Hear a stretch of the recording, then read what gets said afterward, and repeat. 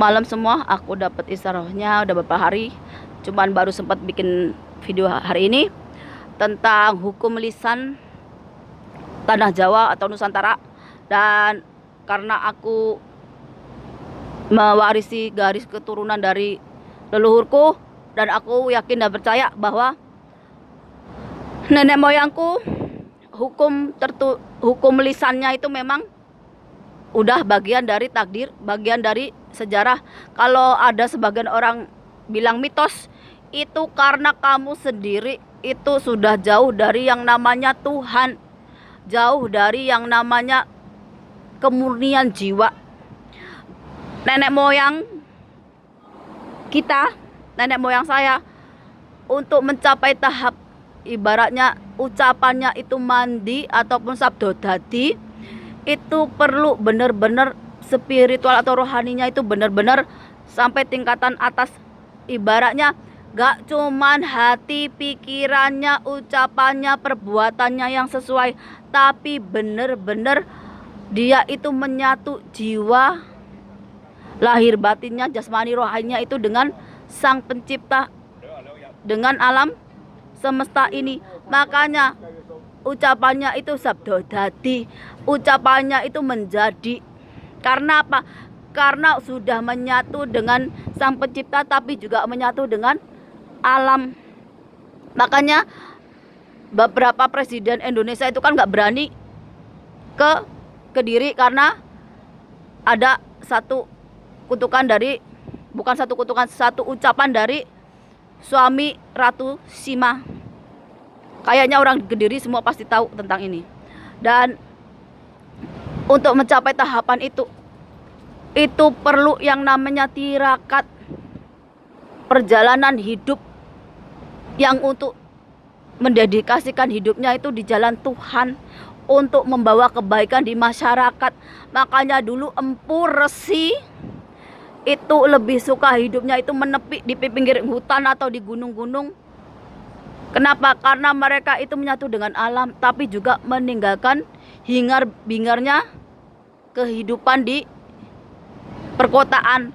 Tapi ketika mereka itu dibutuhkan, mereka itu turun gunung. Untuk apa? Untuk mendarmakan apa yang mereka dapat, membawa kebaikan. Beda dengan sekarang. Sekarang ini ahli agama jualan ayat, jualan apa? Untuk apa? Untuk politik, untuk kepentingan pribadi, untuk mencari gelar, untuk mencari jabatan. Itu bedanya dengan leluhur-leluhur kita. Jangan karena mereka Hindu, Buddha, ataupun berkeyakinan, ataupun agamanya beda dengan yang kita anut sekarang ini, terus kalian itu mengatakan mereka itu syirik, musyrik, ataupun nggak baik. Itu karena sebenarnya tingkat keilmuan kalian yang masih di bawah standar, belum menyampai namanya kemurnian jiwa. Kalian masih duniawi, sedangkan mereka itu udah melepaskan namanya duniawi. Makanya kata-katanya itu ya seperti sabdo dadi. Bagaimana saya tuh? Karena saya mewarisi dari mereka. Makanya kalau saya ngomong itu saya benar-benar hati-hati. Namanya sabdo dadi itu atau itu geni, itu nggak kenal namanya bapak, ibu, atau saudara sekalipun. Ketika apa yang kamu ucapkan ya akan jadi nyata. Ini juga terjadi sama bapak saya. Kemarin-kemarin itu dulu ketika kami ada salah paham, saya mengucapkan sesuatu yang baik, tiba-tiba dia sakit seperti nyanyuk, ataupun udah orang tua kalau udah seperti hilang kesadarannya.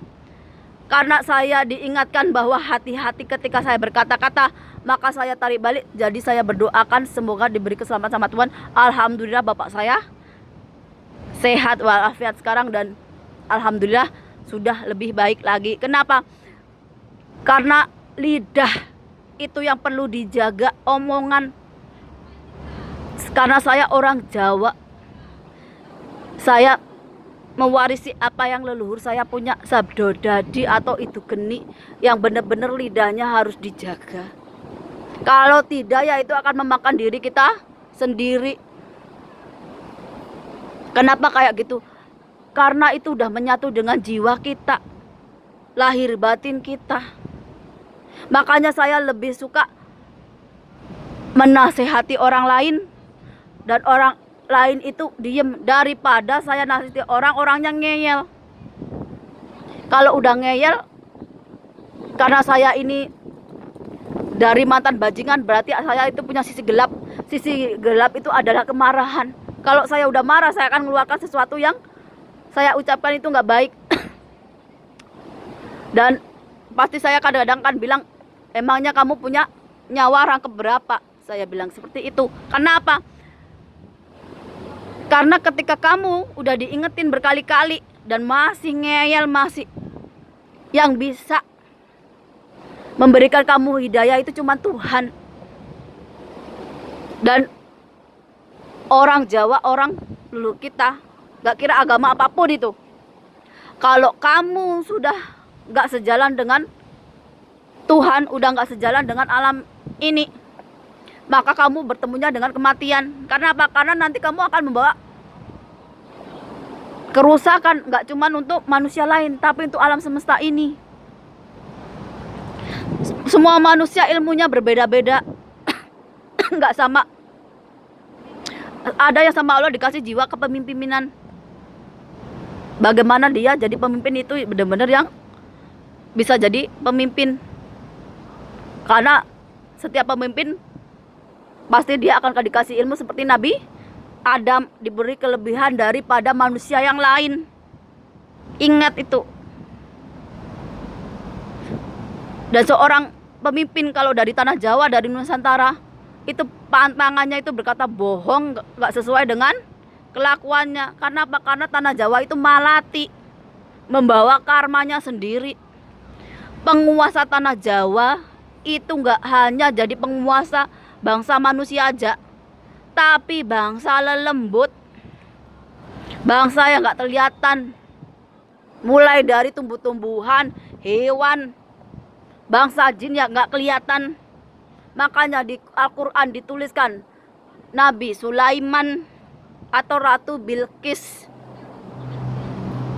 Itu sesuai dengan keyakinan kalian. Tapi kalau orang modern sekarang pasti nggak bakalan percaya. Kalau zaman sekarang paling manggilnya Lucifer ataupun sebagainya. Tapi ingat bahwa manusia itu diciptakan nggak cuma manusia aja, masih ada makhluk lainnya. Makanya kita itu kalau Islam ya jadilah rahmatan lil alamin, yang bisa membawa rahmat untuk semua makhluk hidup. Kalau Kristen atau Yesus itu kasihilah sesamamu, semua makhluk hidup. Cinta tanpa syarat. Jangan pernah membalas kejahatan orang lain dengan kejahatan, tapi balasnya dengan cinta kasih, agar kamu gak sama seperti mereka. Makanya kalau di Kristen itu ada Alpha dan Omega, artinya awal dan akhir. Manusia diciptakan Tuhan, kembalinya ya ke Tuhan. Semua agama itu sama. Kenapa kalian masih ribut? Karena yang kalian sembah itu yang bukan Tuhan. Kalau yang kalian sembah itu Tuhan, ya kalian itu gak bakalan rebut. Apa itu neng? Gak bakalan berantem. Karena apa?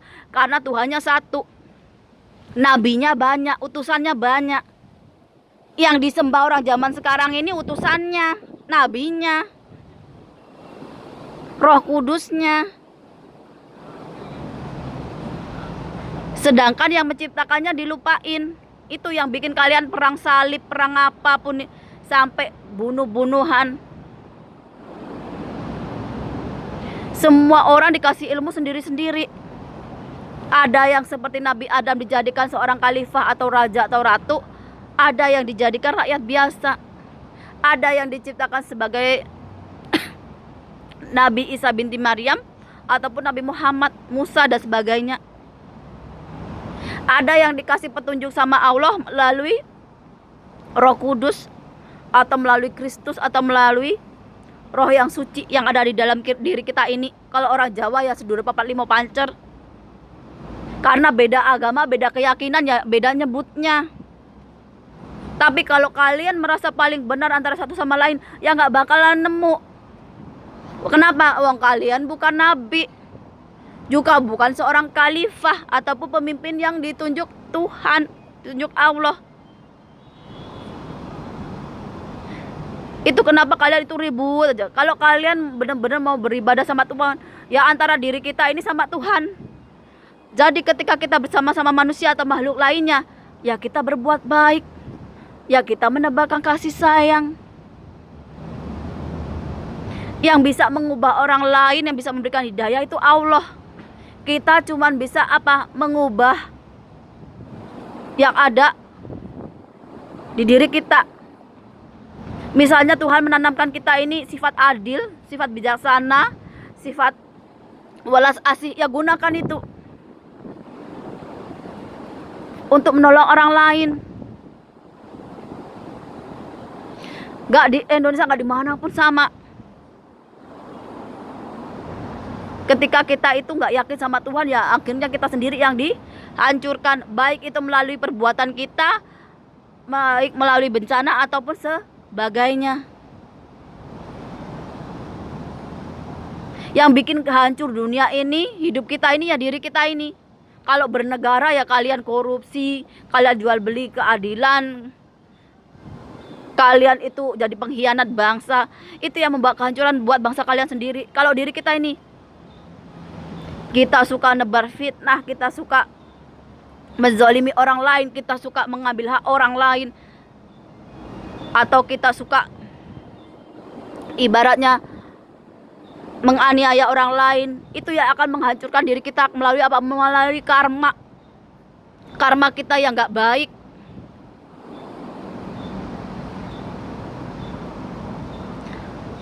Jadi siapapun, agama apapun, kalau Kristen ya percaya dengan Yesus, Islam percaya dengan Isa binti Maryam, Imam Mahdi, Kalki Avatara kalau Hindu, Buddha Maitreya dan sebagainya, bahwa keyakinan itu akan membawa kita ke jalan baik untuk mendapatkan hidayah atau rahmat dari Tuhan.